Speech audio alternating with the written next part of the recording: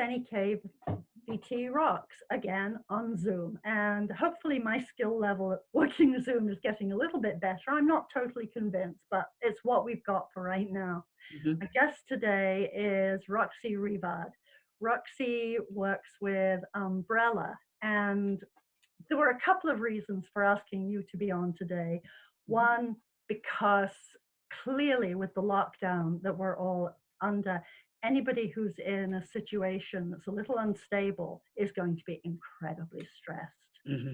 And two, one of your big fundraisers is the Dandelion Run.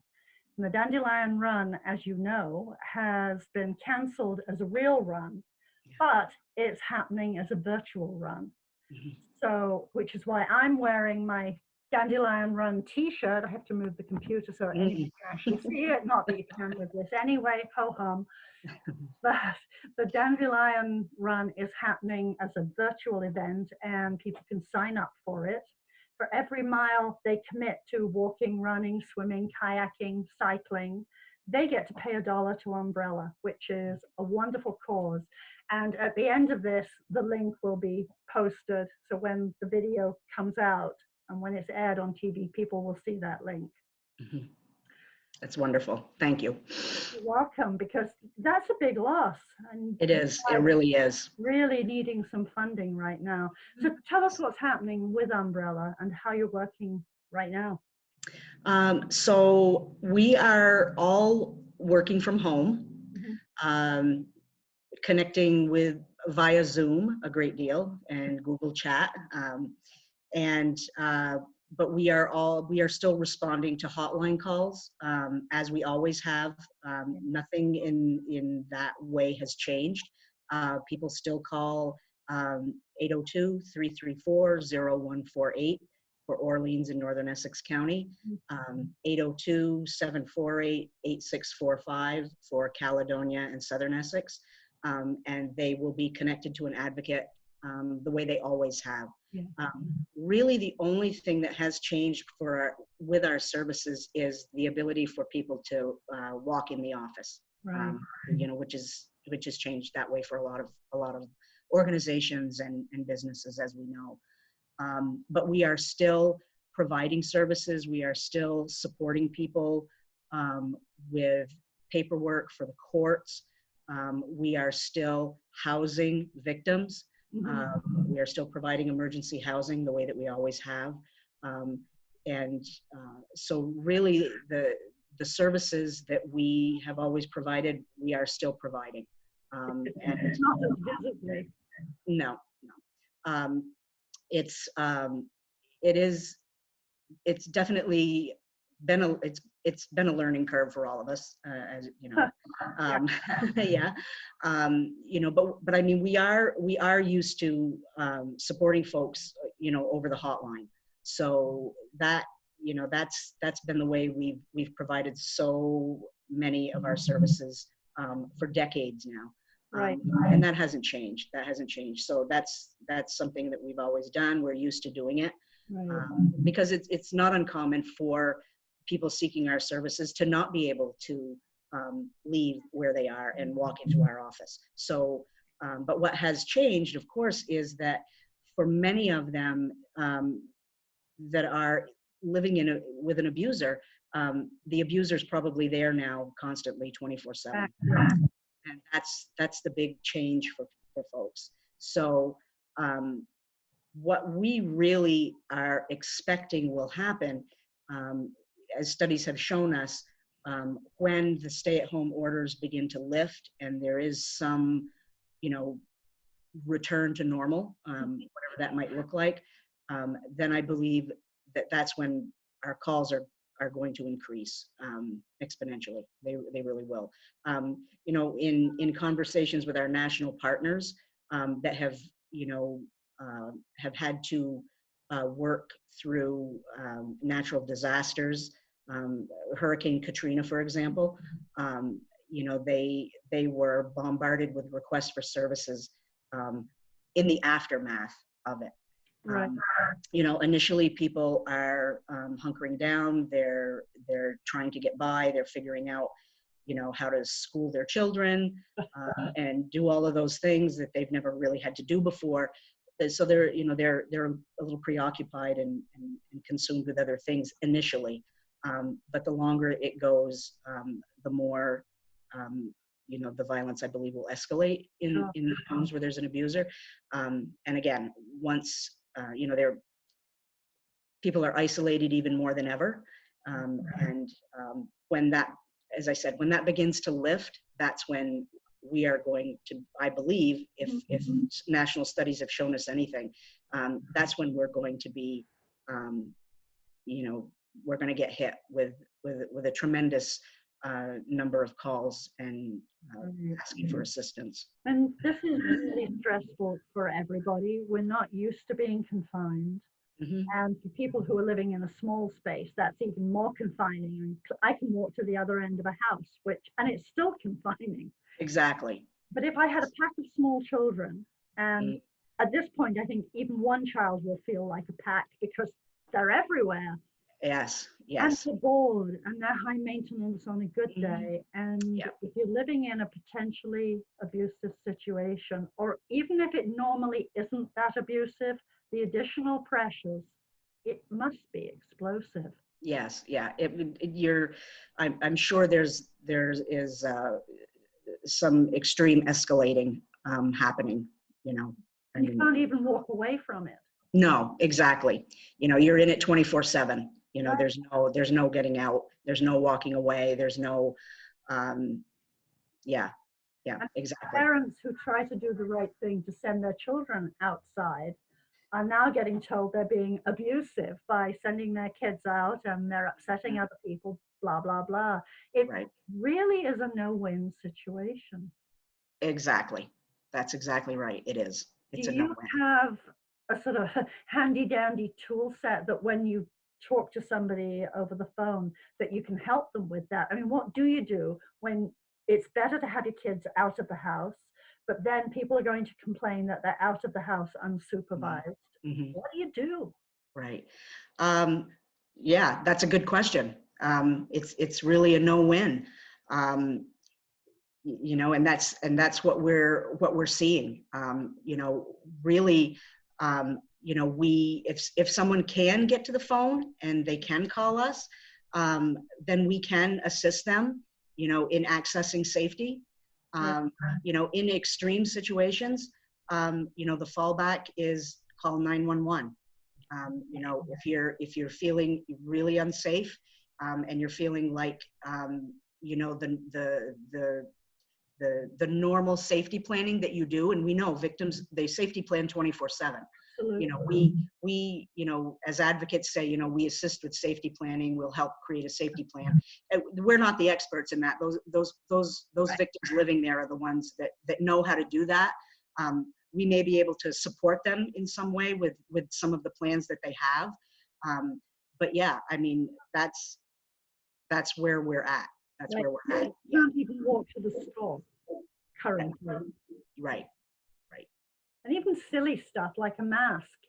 If you don't have a mask, then somebody else out on the street is going to give you garbage for it. Right, exactly. Well. Yeah. Are there any ways for those struggling to be able to connect with others? I mean, you have support groups normally. Obviously, those aren't functioning. No. I know that our Southern office does have some availability for a Zoom support group. We haven't had a lot of interest in it up here in the North, honestly. We've actually struggled with support groups, even ones, that, physical, gatherings. We've attempted those, and we will continue, when we return to normal, whatever that looks like again. We'll make those we'll make those available and offer them if people are interested.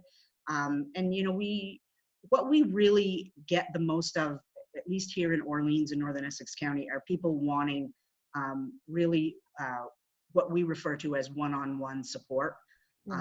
Maybe they come into the office, they sit down, have a cup of tea, cup of coffee, talk with us for an hour or so, and then you know, go on with their life. You know, very often they want someone to listen. They want to be validated, and they want someone to listen and hear them and believe them. And you know, and that's what we do a lot of here. That's what we do a great deal of here. Yeah, and it's really important and necessary service. And right now, it's one you can't perform in the way that you did before. Exactly. We're also computer deprived up here. We don't have easy access to Zoom or to any other system. Yes. And even a pay-as-you-go phone.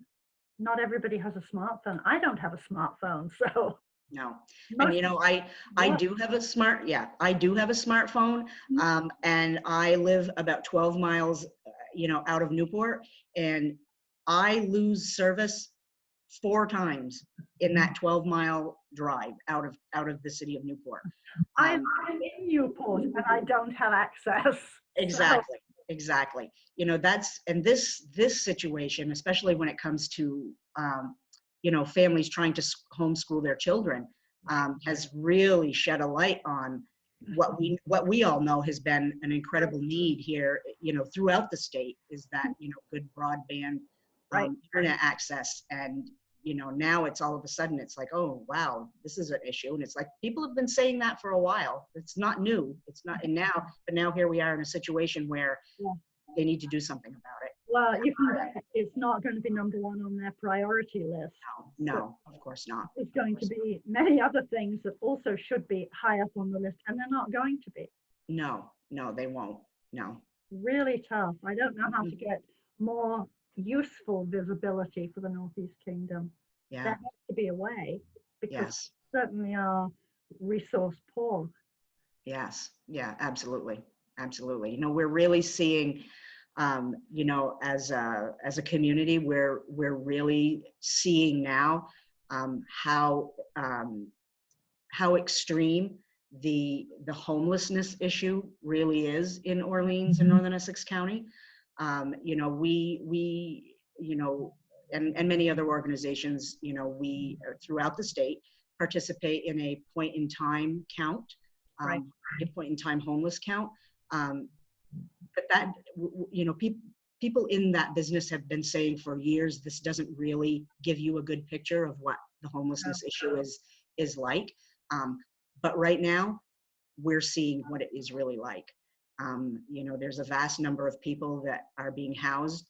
And these are people that were, you know, they were couch surfing, they were doubling up with families. And given the concerns around COVID-19, you don't necessarily want house guests, and you don't necessarily want folks crashing, you know, if you do have a spare room, you're trying to protect yourself. So now we have, now we're really seeing that population that has been precariously housed for literally years. And it's really shed a light on that. Are you seeing the food insecurity? It's real as well. It is real. It is real. I do believe, though, from the conversations that I have been having pretty regularly with other community partners, that the food issue, we're doing okay right now. We're doing okay. Whether or not it'll stay okay, that's the big question. You know, of course, the longer this goes on, you know, the more we're using resources. So, you know, hopefully it stays okay. You know, NEK and their food shelf, they're doing an amazing job, as well as some of the other, you know, food shelves around Newport. The schools, you know, are just doing an incredible job, you know, providing meals for kids that are stuck at home, where, you know, that, you know, going to school and getting, you know, breakfast and lunch was meeting a big part of their nutritional needs. So schools are doing really well with that. And Umbrella's cornucopia program, it has been just out straight since this all began. And the last I knew, they were preparing upwards of 800 meals a week that were going out for delivery. And people still want more. I mean, they're bringing other, you know, around the Tri-County area, other kitchens have stepped in to help meet some of that need as well, because cornucopia just couldn't meet it all. You know. Are there ways that people in the community can help? You know, there is a Orleans and Northern Essex response team that meets a couple of times a week and checks in. And there is a one aspect of that or a subcommittee of that group. Actually, there's a couple. There's one that looks at food. There's one that looks at housing, and there's also a subcommittee that looks at volunteers. Right. So, I mean, if folks were interested in volunteering or checking in to see what they might do, they would want to first reach out to that team, who could then connect them with the subcommittee that's organizing volunteers, so that folks can be where they're needed the most, you know, where they fit best. Yeah. What about money and direct food? I mean, in the summer up here, many of us can give surplus food to the food banks, food shelves. Yeah. We don't have surplus food right now because it's not the growing season here yet. Right. Probably for another 6 weeks or so. Right. But people with a little spare cash could donate that, and it's really important to give it where it can be used. I mean, I agree there's long-term planning, but there's also the right now. And is that most usefully directed to cornucopia or to the food shelf at NEK? Or where do you suggest people get the best bang for their buck? Right. Either one of those. Okay. Yeah, either one of those would be a really good choice for the here and now, you know, to make a difference right now. Cornucopia, definitely. You know, they are, like I said, upwards of 800 meals a week that they're putting out. They're always looking for donations, you know, cash and like you said, surplus food when that becomes available. The gardens, they get a lot of donations around that when we're harvesting. Yeah. But definitely NECA's food shelf, absolutely. They're doing an amazing job making sure that folks are fed, you know, able to come in and pick up food, but they're also doing a lot around delivering to folks. So yeah, cornucopia or NECA's food shelf, definitely. And that will make a difference right now. Can they reach cornucopia? I know how to reach NECA, and so probably do most of us. Can they reach cornucopia directly, or do they have to go through Umbrella? They really need to go through Umbrella. Yeah. And, you know, you can make a call to our administrative office in St. Johnsbury. That's 802-748-1992. And you can ask for our executive director, Amanda Cochran, and, you know, she'll be able to direct you, you know, going forward. Yeah. And NECA, you know, NECA, their number 802-334-7316. You know, you have these numbers indelibly printed. I can yes. For sure. Just posted a wonderful flyer, which was really about helping with children if you were being stressed by your kids. And the picture was of a little boy upside down in a big wooden cardboard box, not a wooden box. It was brilliant. It just the kid was tantruming. It just so captured it, you know, just what every parent wanted to do. It made me laugh. Fold the box up and mail the kid off. It was a very good attention getting. Yes, hey, for sure. We're stressed, we can help. Nice. Yep, for sure. I don't see many ads for Umbrella. You know, we're still putting our information out there the way that we always have. You know, yeah, I mean, you know, if anybody can go online, you know, they can find our numbers there. We have a Facebook page, we have a website. You know, and if anybody were to call 211, again, looking for support in an abusive situation, they'll connect. They'll give out that number and connect as well. So, I mean, all the ways that people have been able to reach us in the past, those ways are still there.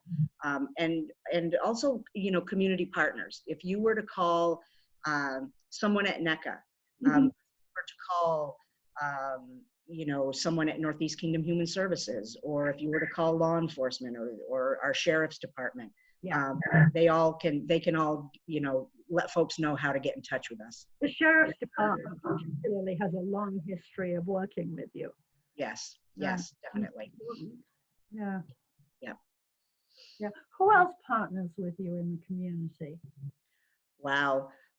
So we have a domestic and sexual violence task force Yeah. here, and it's existed in some way, shape, or form, you know, for decades. You know, and it ebbs and flows. You know, sometimes there's 2 or 3 people that show up, and then a few months down the road, we get 10 or 12 folks that show up, depending, you know, on what's going on. But we have a really good core group that participates in the task force, you know, and that is our state's attorney, Jennifer Barrett, and her victims advocate, Amanda Jensen. You know, generally one or the other is always at a meeting. Yeah. Our sheriff's department, you know, Sheriff Harlow, and the Newport PD, and when she was a detective with the PD, Jennifer represented the city as well.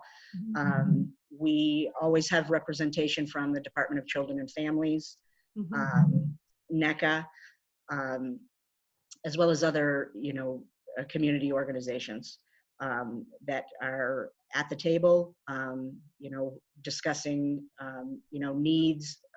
If there's an issue or a concern, that's a place to bring it.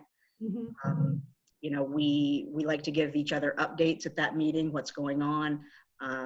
We talk a great deal about legislation, things that are happening at the State House that might affect that population, you know, the population of victims that we work with. So yeah, that happens, you know, every other month. We're due to have a meeting at the end of May. We'll see how that goes. It might be a Zoom meeting. More by then. Yeah. I have to say I'm really tired of looking at myself. You know, when I go to meetings, I don't generally stare at myself through the whole thing, but I do now. It's a little odd. But when I do this in the studio, I never look at the screen. I only look at the person I'm talking to. Yeah. That's taken some getting used to. Yeah. Yeah. So yeah, you know, and we're always looking to build that group, that task force. We're always looking for new members. If, you know, anybody that is concerned or you know, interested in the issue of domestic and sexual violence in Orleans or Northern Essex County and would like to participate in that group. And people don't have to be part of an organization. No, they don't. We definitely take community members. And you know, if you, again, like I said, if you are someone who's interested in the issue and would like to participate or, you know, or volunteer or help in any way, we'd love to hear from you. Yeah. I think that's something that can certainly be encouraged on social media too, because I'm not sure that people actually know that they can be involved in that way. It's possible that they don't. It is possible. I do believe if you do go to our website, there is a you know, a tab for volunteering where someone can click on there, and we take, you know, we welcome volunteers.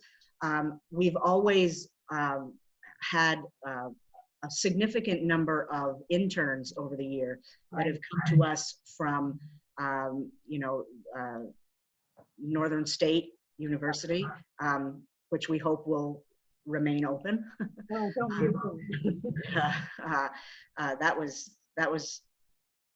that was scary, you know, but it still is. It still is. Yeah, it still is. It's still an issue. you know, we've had many interns over the years that have come to us from Northern State. We take a lot of interns from the community college right here in Newport. So yeah, I mean, we're always looking to bring people in, you know, so that they can see what we do, what we're about, the kind of work that we do. And then after, you know, go out into the world with a better understanding of what our work is about and why we do it. And when I think back, like, a big chunk of my background is social services work. And when I look back to the Sorry. editorial comment. This is live TV, folks. And I bring my dog to work, so yeah. Really different in some ways, and yet not in others. Public perception of what is domestic violence, what is abuse, and what isn't abuse. Right. And it's still very hard to convey some of that, and that must impact on you still. And yet you can look back and see where you've come from and where we are now. Yes. But really, how much has changed? And when we looked at some of the discussion around predatory politicians, the language, the words, the discussion around that was like being back in the 50s. It was horrifying. It was still, yeah, absolutely. You know, yeah, that's tough. That is tough.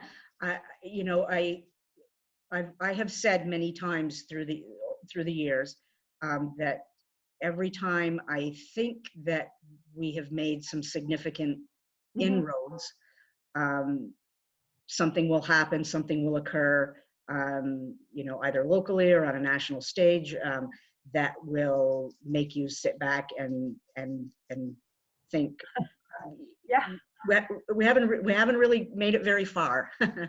No, so yeah, but we're I think when those things happen, you know, and I can only speak, you know, for myself, it just makes me a little bit more determined to keep at it. Yeah. I mean, because I do believe, yeah, sorry, I do believe that the work makes a difference for some people, for a lot of people, I think. So I agree. Yeah. And the Me Too movement certainly got a lot of awareness going. And then it kind of got hijacked. Oh, what a surprise, right? Not at all.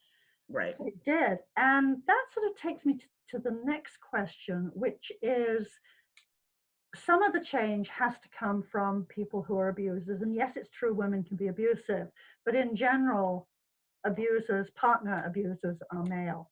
Yes. Does Umbrella do any work with men, not just men who have a history of abuse, but men who may not recognize it in other men?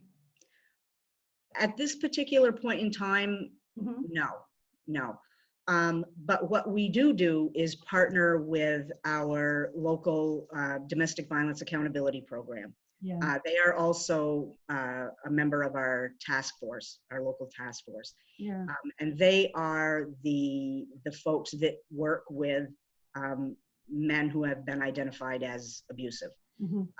Now, again, many of them are, the majority of them are there because the court has ordered them to be.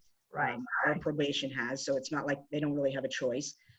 But there are occasionally some who participate voluntarily, and that group is open to them.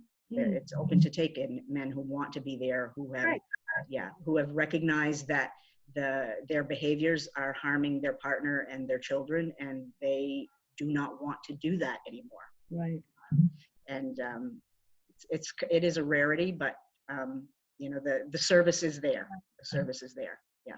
Do you ever take men as volunteers? Yes. Yeah, absolutely.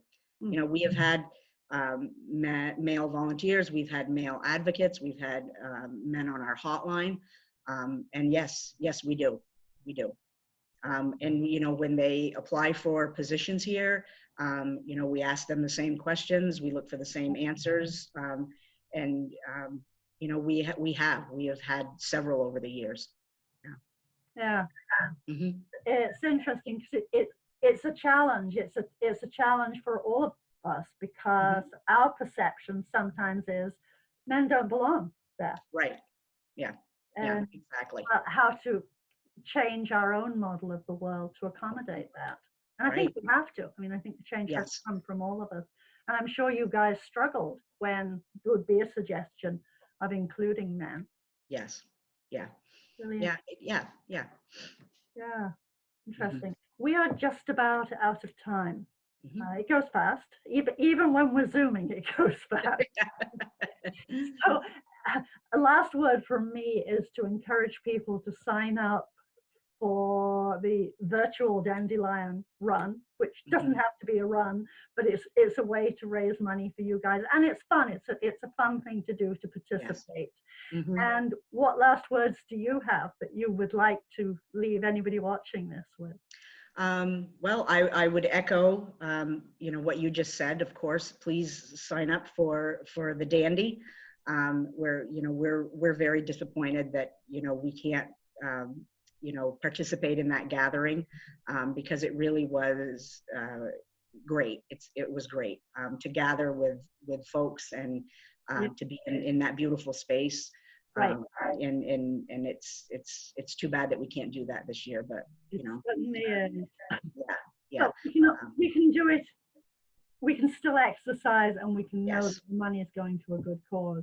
Yes. Yeah. And we really appreciate Kingdom Games and Phil White and you know, all the work that they've done and the thousands of dollars that you know have come to Umbrella through that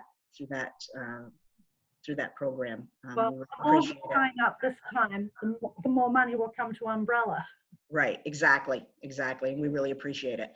And yes, anybody out there looking to speak with an advocate who wants, you know, just want to check in, have a chat, you know, we are here 24/7 the way we always have been. 802-334-0148 for Orleans, Northern Essex County. 802-748-8645 in Caledonia and Southern Essex. Please don't hesitate to call. We're still here and we're still providing our services. Great. Thank you so much for doing this. Yeah, thank you, Pam.